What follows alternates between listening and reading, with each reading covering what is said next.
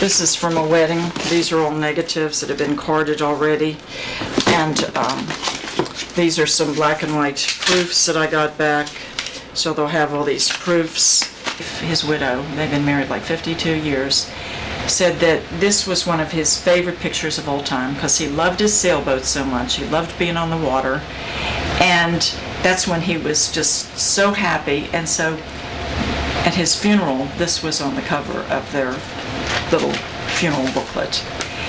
And recently she heard about me with the negatives and she said, is there any way we could get more prints? And I said, of course. So she's asked for 7 5x7s for family members. That he was with was the brother of the bride, and he was so proud to be there with Brett Favre. And he was working at McDonald's at the time, and when he saw this picture, we gave him a 5x7. And he said, could you get me some wallets? Because he says, when I tell people at McDonald's, they ask me where the keel is because they want to go where Brett Favre is. And I say, you know, I had my picture taken with him and I'm related to him, and they don't believe me. So I had 50 wallets made up for him. And when people came in and didn't believe him, he'd give them a wallet of it. Her dad told me once that this picture gave her so much self-confidence. She never thought she was pretty until she saw this picture. And she said that just really changed her personality. That's what people wanted, was the beautiful posed portrait with a beautiful backdrop. And that was one of my favorite backdrops that I had. And the Strasbourg gowns. And I think that it's still about, done in some parts of the country, but I don't think down here anymore. And it makes me sad because I just think, that's such a treasure. That was the thing about film and a big heavy camera.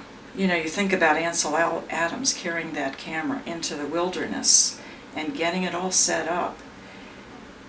He spent so many hours, getting the perfect shot and the perfect light, and he would maybe get one perfect picture. And now we just take 1,000, and they're not as good. They're not nearly as good as what he could get.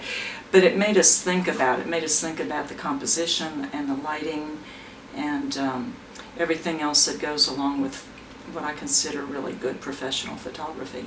I refused to do digital for years because I felt like I saw a lot of bad digital when it first came out. I mean, when it first started, it was horrible. And I just thought, I'm never going to do that. And I saw my Hasselblad and I just loved what it could be done.